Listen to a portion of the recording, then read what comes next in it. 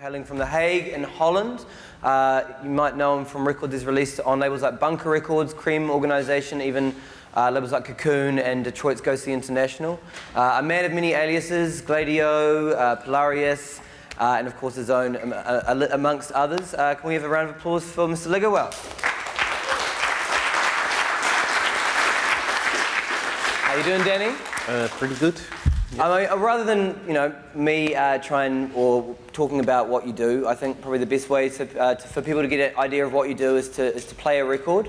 Should we have what do we got here lined up? The Nomium syndrome, but I make a lot of music, so it's not really giving a picture of the whole thing, of course. But this is kind of Italian Euro horror, like soundtrack-ish disco music or something. Nice. Let me check it out how that works. Oops. I think it's here.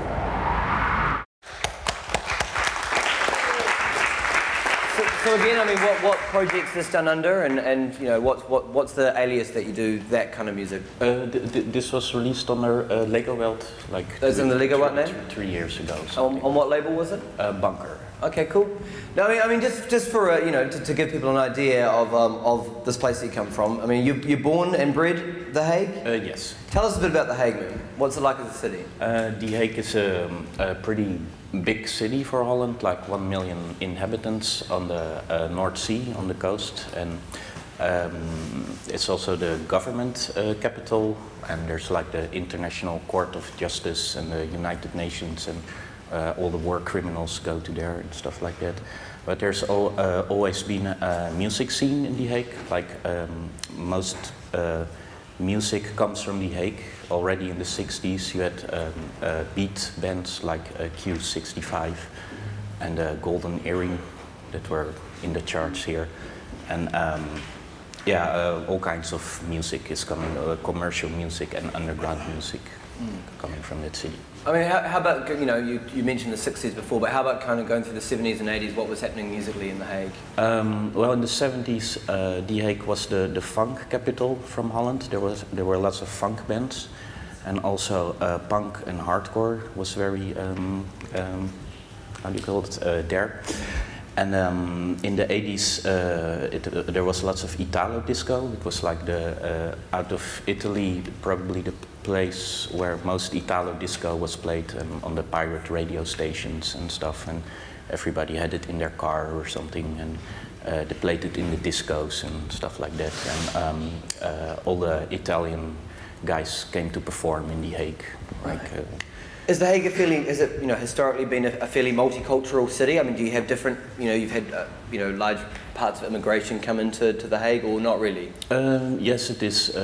Especially in the 50s and 60s, you had people coming from Indonesia. That's an old Dutch colony. And so there are lots of Indonesian people, and they were actually very active in the beat music scene. It's also called Indo-rock. And it's not really a style, but it were like Indonesian guys playing it, and they were pretty rough and tough. So, and in the 80s and 70s, you had lots of people from Turkey and Morocco and from Suriname, and there are also lots of people, Hindu people from Suriname in The Hague, and they also have their own music style, like a bit like Bombay cinema. The sound, I'm not sure how it's called, but it's very alive there, and all kinds of interesting multicultural shit going on there. So obviously for you, growing up in The Hague, having kind of this rich musical heritage that's kind of unique to The Hague. I mean, musically you were being there was a lot of stuff surrounding you and inspiring you from an early age? Of course, I heard like the Italo disco on the pirate radio stations and stuff. So, rock music, that hasn't played much of a role in my youth or something. Right.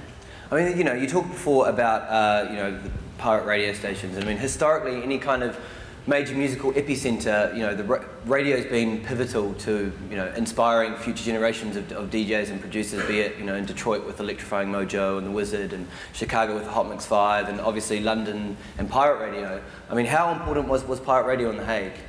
Well, they were playing like in the early 90s lots of house music and also like Chicago and Detroit stuff. It's not comparable to like Electrifying Mojo or something, but it was on the air, and that was probably my first experience to hear it and stuff. So yeah. I mean, I mean, obviously in London, pirate radio, you know, other places in the world, pirate radio exists, and, you know, the authorities don't really meddle too much. In London, obviously, pirate radio, the authorities, you know, the DTI, it's pretty severe, you know, outcomes if something bad happens. I mean, how were the authorities with pirate radio in Hague? Well, it's of course illegal, but like in the 80s and the early 90s, they really didn't do anything about it much. Maybe perhaps a few times a year they would confiscate the equipment or something. But today it's completely gone, everything. So. No pirate radio whatsoever anymore? Yeah, only at holidays like Christmas when the amateurs go on the airwaves or something. But it's all on the internet now, mostly. Who were the DJs that you were listening to and just, you know, when you were very young on these radio stations? Was there a particular DJ that was just like you'd tune in every week, or? Not really, because the broadcasts were very how do you call it? Not very scheduled or something, you know. And I didn't have a clue about the DJ names back then because they also didn't talk much. It was just music, and yeah. Later on, maybe when I was like 18 or something, I was very much influenced by DJ IF, who played at the pirate stations, and also he also played a lot of stuff on the Dutch state radio. So there was every Friday night a program, and he played a lot there, and also Unit Mobius went there a lot, and the records were played from The Hague and stuff like that. I mean, can you tell us a little bit about Unit Mobius? And I mean, if you've got a record by them here, it would be great to. Do you have a record by them here? Yeah, sure. It'd be great to listen to them. I mean, yeah. First of all, tell us a little bit about Unit Mobius, because they were, you know. Yeah, it started in the early 90s, in 1991, and it came out of the squad scene, and. They just wanted to make like Chicago and Detroit inspired, yeah, like music. So that's what they did on very cheap equipment, like an Amiga, and they recorded it on a tape recorder that they found on the street and stuff like that. Really? So and yeah, and they started to press their own records because they couldn't get a record deal. So. And when did these guys start producing? You would say the first records came out around about yeah, what time? Like 1991, 1992, and it was like Guy Tavares, which is the owner of Bunker. The most important person in Unit Mobius was Jan van Duivenvoorde. And he made most of the music together with Guy, and there were also other people involved. That. So this record's from what year that you're about to play? I don't know exactly, like maybe 93 or something. And it's called. It's actually a side label of Bunker called Acid Planet, but it's the same shit, you know. But so, yeah, it's very dark music. So, yeah. The tracks also didn't have titles. The labels were just blank and stuff. So. I mean, so for you, were you surprised when you first started hearing these records on the radio? And obviously, it was, you know, stuff that you loved the sound of, and then you found out later, or very soon after, that they were actually from the same city as you. Yeah, because I thought it would came from Detroit or Chicago or whatever, and you know, because I was very alone, I didn't have any. Friends, or I did have friends, but not people that were into the music. Yes. So it was like, yeah. So then I heard that this band was from The Hague, and that inspired me very much. Like that you also could make that music if you were from The Hague, you know, that you didn't have to be from the ghetto from Chicago or Detroit, you know. And so without a doubt, would you say that was probably the major catalyst for you, was actually realizing, hey, these guys are doing it. Yeah. It's not that much of a far-fetched, you know, goal. No, yeah, everybody can do it. So, and it also has a very, Unit Mobius, the interesting thing also is that it has a kind of do-it-yourself punk attitude. It's like, yeah. I mean, you talked about before about the squat scene. I mean, you hear some incredible stories about the squat scene that was going on in The Hague during that time. Were you able to ever go to any of these parties? Or? Yeah, a few, but I really wasn't in that involved. I never lived in a squat or anything. So yeah. But I mean, how about the early 90s? I mean, the track you played before, it kind of seems like a fitting soundtrack to these what you heard stories about, very twisted parties. I mean, what do you know about that whole scene, the squat scene back then? Yeah, it was like very punkish, because it came from the squat scene, and it was very like only a stroboscope in a smoke machine, and then just dark atmosphere, and just people dancing, and no fancy house clubbish stuff. What kind of crowds were kind of going to these parties? It's actually a very broad crowd came there, like people from all walks of life, like football hooligans, for example, and just school kids, and like punk people, and also name it, and they were there. I mean, what happened in the end to Unit Mobius? Like, what happened? What happened to Unit Mobius in the end? They stopped in, I think, 1997 or something. So they just stopped releasing music. And none of them are producing under any other aliases or pseudonyms now? Or? Yeah, sure. You have the Jan van Duivenvoort, the guy. He releases music under the name Nimoy and Shit Cluster, and the other guy is Duracell on Vulex, and Guy is running Bunker and his rock bands. Now, also, I mean, when you first started getting this music, and then coming out of just the whole buying records side of things, I mean, was Bunker Records the epicenter of that? And what role did Clone play in Rotterdam? I mean, was there a good kind of, because Clone's quite, a famous record store, etc. Was there a kind of a symbiosis between the two places? Well, actually, the first record shop in The Hague that was kind of specialized in like Chicago and Detroit music and played an important role for Unit Mobius and Bunker was Hot Mix, and it was run by Ferenc. And they also sold Italo Disco there. It was probably one of the best record shops ever, but he stopped with that after a few years. And then Serge from Clone, he had a little, I think it went like he had a little mail order based in Delft, which is between Rotterdam and The Hague. And then he opened a shop in Rotterdam, and he became the main distributor and stuff for all those The Hague labels. And I mean, also, this whole scene, it's become known as the murder capital scene. I mean, there's quite a lot of this, a lot of producers making this music in The Hague, isn't there? Yeah, well, but they're also living in Rotterdam. Most of them live in Rotterdam, I guess. Yeah. Right. So what they refer to as the murder capital scene is just that whole kind of area, or? Yeah. Like the great conurbation of The Hague and Rotterdam. Yeah. Yes. I mean, so tell us a bit. You were saying before, Unit Mobius played a really big influence in kind of making you get into production. I mean, at what point did you start producing? I bought a synthesizer like in 1992-3 or something.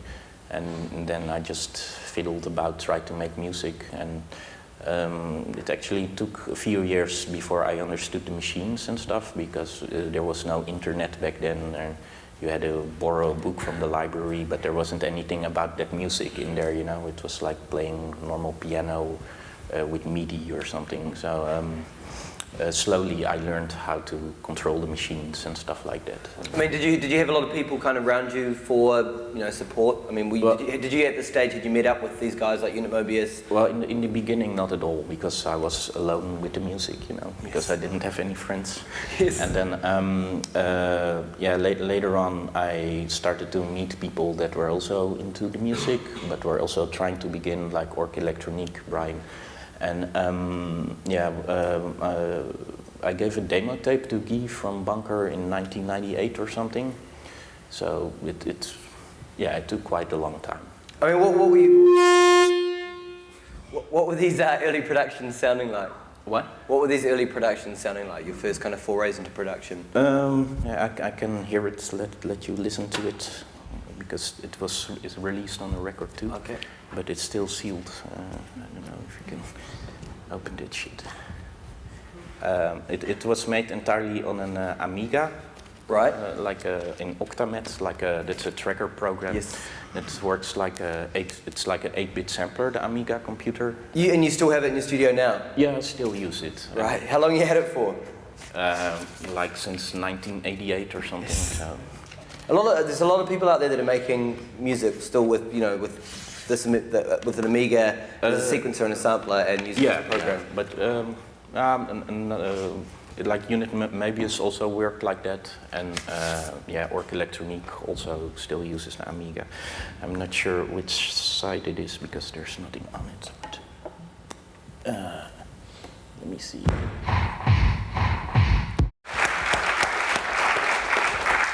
And so what's the name of that record? It's Reports of the Backseat Pimp, something. And what year did it come out? What? What year did it come out? It was first a CD that came out in 1998. Yeah, 98. And it was re-released on a record like 3 years ago or something. So. It was obviously, a good feeling for you. Obviously you were aware of Bunker Records and its importance in The Hague, and liked all the music coming out from it. Was it a good feeling for you, having that first record out on the label? Yeah, sure, definitely. Yeah. Tell us. Bunker's a pretty noted record label. Tell us a little bit about Bunker because they've got a bit of an interesting history. As I said before, it started in the early 90s together with Unit Mobius, because it was a label where Unit Mobius released on, and they ran it themselves, so it's pretty obvious. And it played an important role in like the more later on, like in '94 or something, in the more techno scene, like with a K, like Spiral Tribe-ish stuff, like with illegal parties and stuff. And then in 1997 it went bankrupt. Which was due to what kind of problems? All kinds of problems, like financial mismanagement, I don't know. And it doesn't matter much why they went bankrupt, but they went bankrupt. And then Guy Tavares, the owner of Bunker, decided to start the label again in 1998 and make it an electro label or something. So he released new records that were more like this style, like electro. Nice. In terms of your production, you're definitely like a man of many aliases. Can you just break down for everyone, the different, what banners you make music under, and kind of what does each one represent? Obviously you have Legowelt, which are, you can describe the music as little adventures, like with exciting things, like Beyond the Congo is about the 1960s events that happened in the Congo, which are very adventurous, with airplanes and mercenaries fighting all kinds of stuff. And the Klaus Kinski EP from Legowelt is about Klaus Kinski, like the actor. And then you've got Tower of the Gypsies, which is somewhere here, I think. So all the Legowelt tracks revolve around an adventurous story. And the other alias I release is Polarius, which is more like it's more like deeper stuff, more like from the soul or something. So it's more emotional or something. Yes. And there's also Gladio as well. Gladio, that's like historical electro music. It's about the Roman Empire. Nice. Can you actually play that for us? I have to check it out where it is though. Where is it? It's coming up. Here. Yeah, this is it, Gladio. It's called Slave of Rome, so it's about a slave and a gladiator and stuff like that. And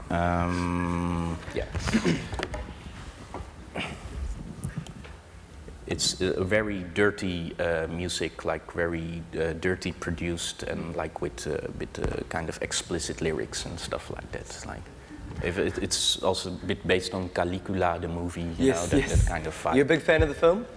Not really a big fan. It's interesting.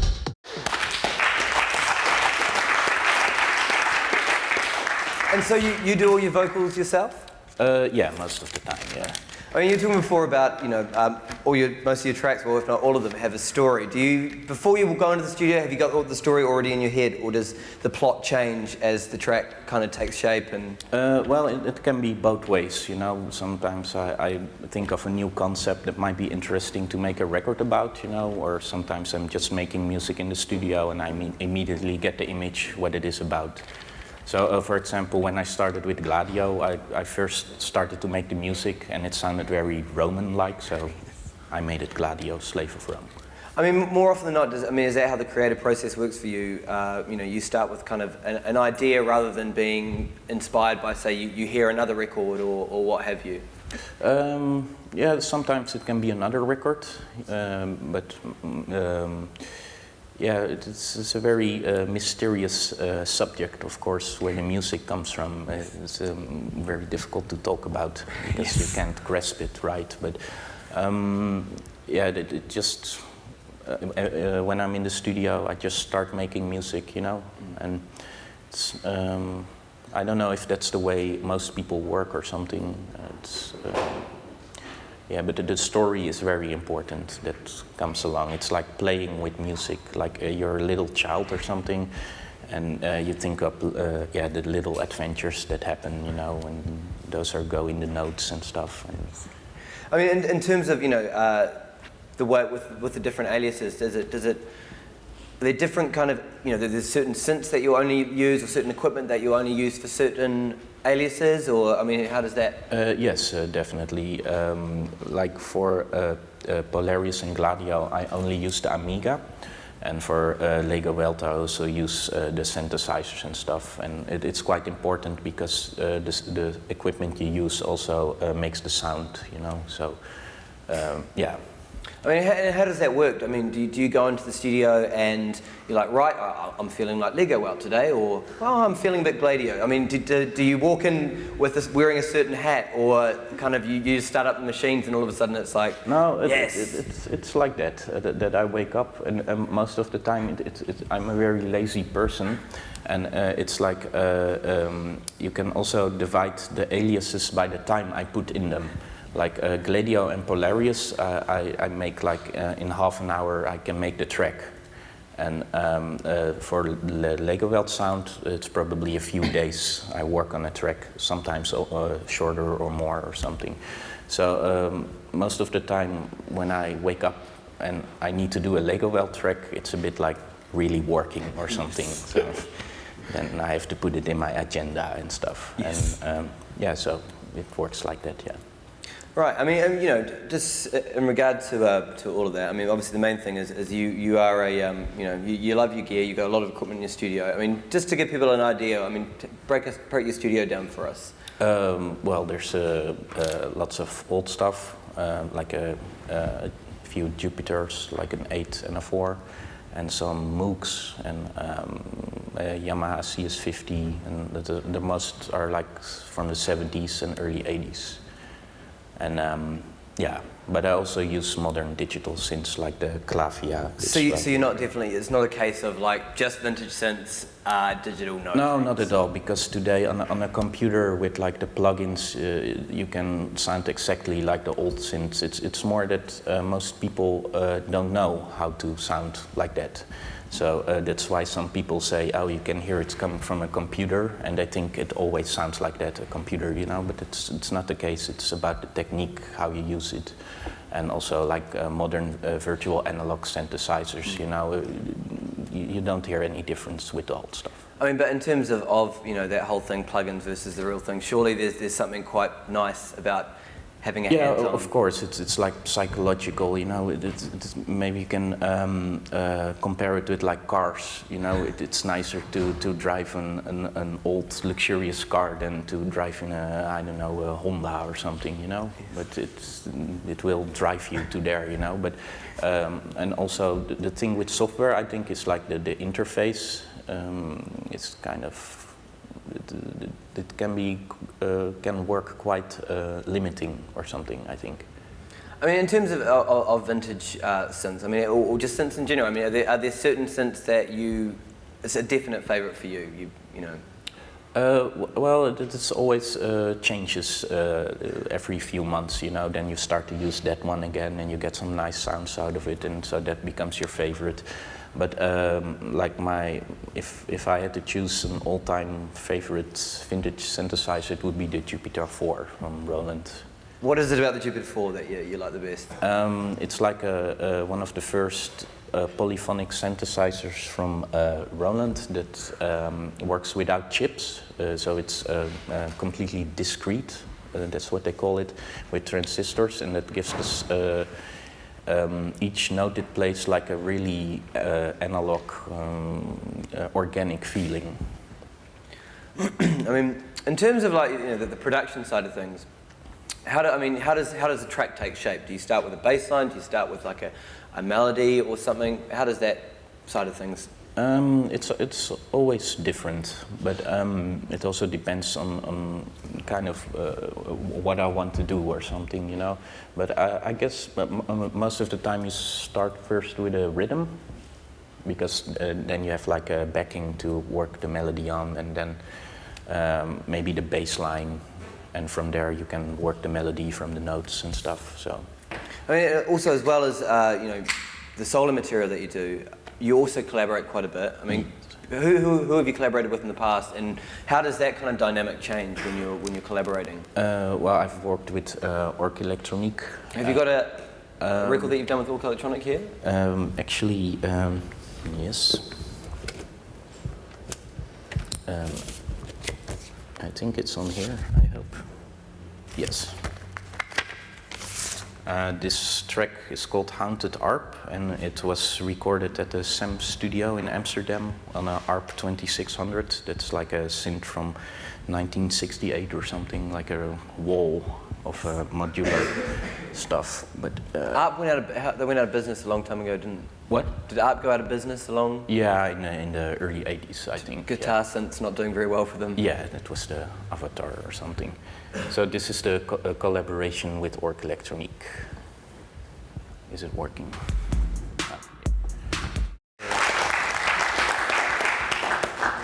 Maybe you could hear that it sounds perhaps a little bit more happier or something. Yes. So that might be coming from the collaboration, you know. You're happy to work with you're happy to have other people around you, or what? You're happy to be working with someone, or and that comes through in the music, or? Yeah, it depends on the mood, you know. Yeah. So I mean, it is a bit infantile mood we had then, probably, or something. Nice. I mean, who is this Orc Electronic? Because obviously you record quite a bit of stuff with him, and also you tour quite a bit with him. He's also from The Hague? No, he's from Den Bosch, which is like in the farmer county of Holland, like in the east or something, and it's like a medieval city or something. And yeah, he makes music too, of course. Yes. And, yeah. I mean, you know, and when you're actually in the studio, how does like I said earlier, how does the dynamic work when you're collaborating? Yeah, it's difficult to say because it's also always very different or something. But most of the time, one person does a melody or something. It can also be that one person is just sitting on the couch and reading a comic or something. Or making the tea. Yeah, but then it's still a collaboration or something because the person is there and you make different music or something, you know. I mean, going back to you know, to kind of your recording output, there was one record that in 2002, I don't know if you have it with you here, a track called Disco Rout that it kind of, I don't know, it completely and utterly blew up, and Groove magazine, which is, you know, a very well respected German music magazine, was voted track of the year. I mean, did that kind of surprise you? That whole thing? Yeah, actually it did, because actually the track was like left over from the Pimp Shifter release. I decided not to put it on there because... You didn't think it was good enough? Yeah, something like that, yeah. And then like a year later, Ghostly International wanted to have a track from me, so I had that still on tape, so I just sent that one to there. And then, yeah, suddenly it became like, it was licensed by Cocoon Records, and it became like a techno hit, or how do you call it? It was, I mean, all the kind of mainstream techno DJs, you know, so your Sven Väths and all that, it was picked up and it became huge. I mean, how much did kind of, I don't know, your kind of career change after that record? Yeah, of course, because I got more gigs and stuff, you know, and money-wise it's good, so. Was it kind of funny though that, you know, I mean, the Pimp Shifter album that came out, what, 98, 99, and I mean, then 3-4 years later it's coming out. I mean, do you get to a point where you kind of got sick of the tune, or you never had that feeling? Yeah, pretty quick. Really? So the tune left me like already pretty quick, so I just said goodbye to it, and it had a life of its own. Yes. And it just sent me some money occasionally.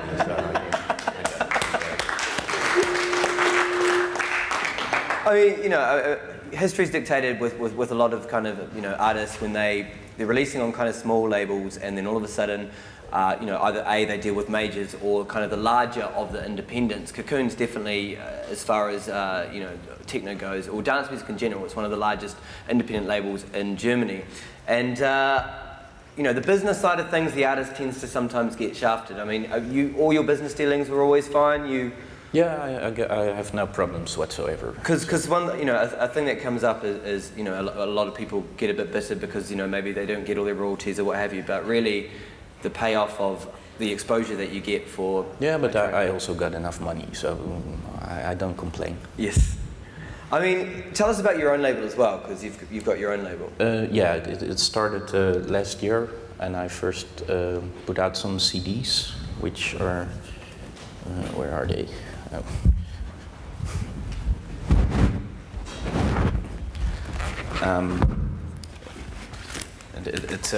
It's more like a real electronic music without beats. I started with, and it was a release like Smuckles, The Age of Candy Candy, and stuff like what do I get more? Like Carl Lind, which is Luke Ergogol from Sweden. Can we have a quick listen to the Smackos?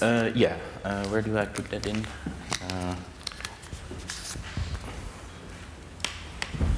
I don't know how that works. Put it in here or something. Oh, what channel is that? So it's made entirely with analog synths, without MIDI, just played live and with the arpeggiator and stuff. So it's very. Yeah, I think it's that one. Or electronic black metal yes. But more like ambient black metal or something. But I mean, and did you have to go through the whole process of finding a good distributor that was right for the music you're putting out? Well, actually, these CDs are pressed in quantities of 100 and are not really distributed. I sell them to the shops myself. All right. Yeah, but the record is like fully distributed by Clone. So. The vinyl is easier to get than the CDs. Yes. I mean, you know, speaking of the Smackos project, another thing that you've been doing is actually doing score for film. I believe you've brought a DVD with you. Yes. Can we have a quick watch of this? It's I don't know. Cool. I mean, now in terms of touring, like, you know, you've been playing out live a lot in the last few years. But you know, you don't DJ, you always play live. Tell us a bit about your live setup. Yeah, sometimes I DJ, but not very often. So my live setup is completely different than my studio setup, because I can't take it with me because it's all too heavy and stuff. And it's mainly light equipment and pretty modern equipment, like a Korg, micro Korg, and like a Yamaha RM1X sequencer, which is a very good sequencer for live, and Novation Nova synthesizer, and what's more, some Korg Electribe samplers and drum machines, because you can program like an 808, you know, and yeah, that's very nice for live. And when I play live, I don't really play songs from my records. And it's like mostly improvised live, and it's more like a Chicago sound or something, and a bit like heavy Detroit kind of sound. So every time I come, if I come and see you play, like, you know, 5 times in 1 week, I'm going to get a different thing every night. Yeah, or maybe I just do the same improvisation 5 times a week. That could also happen. I mean, and also you play out live with other people as well, so the people that you have collaborated with. What? You play live with other people you've collaborated with? Yeah, and sometimes we just go on a tour together, but we each play alone after each other, or sometimes we just jam on the stage, and it all depends. It's always different. One thing I was going to say earlier, I mean, you mentioned the word electro a lot, and with that whole scene and other producers that you work with, the term electro comes up a lot. Obviously, I don't know, somewhere along the way, the term electro kind of got bastardized thanks to kind of press hype and whatnot. I mean, to you, what is electro? Yeah, well, it's just a name, and it's very difficult to pigeonhole the music, but yeah, I don't really think it's electro, because electro, that's like a Planet Rock and stuff like that from the early 80s, and so it's just a name the media gave it to it, so it can easily pigeonhole it and say it's electro, but actually, for example, live, it sounds maybe much more like old school Chicago house, like the freaked out Mr. Fingers tracks, and maybe a bit like Drexciya and stuff like that. And yeah, you could call Drexciya electro, of course, but it's also like techno, or sometimes even like electronic jazz funk or something. Yes. So I would prefer the term electronic jazz funk. Fusion maybe better. Yes, nice. Electro. I mean, in terms of touring as well, obviously, being on the road can be quite, draining to the other side of things, which is the reason why you're there in the first place, the production side of things, if you're constantly in planes and all that. How do you keep like a good balance between, not being away from the studio so much and... Yeah, well, I play live mostly in the weekends, so then in the weekdays I have time to produce music. Nice. I mean, and you don't ever find a situation where if you've toured too much, it kind of, you feel like you just don't want to be around music or anything like that? Yeah, sometimes, but then I just watch TV or something. And I don't know, when you're touring, you only play at night a certain moment, and then, yeah, you're traveling by day and stuff, so. I mean, obviously, you brought a little setup, so we're going to have a little thing in a second. But just quickly to finish, I mean, what projects are you working on at the moment? I'm working on a new Legowelt record that's coming out on my own label on Strange Life Records, and yeah, various other things. There will be a new Smuckles album too, and yeah, some secret stuff. Nice. Now, so tell us. So we're going to go into a little bit of a hands-on thing now. Tell us about what the setup you're running here, and what are we about to do? Yeah, this is quite a mystery to me too, because I'm not quite sure if it will work. Cool. But Danny, thanks very much. I think we're going to break for lunch now, and then after that. But thanks very much.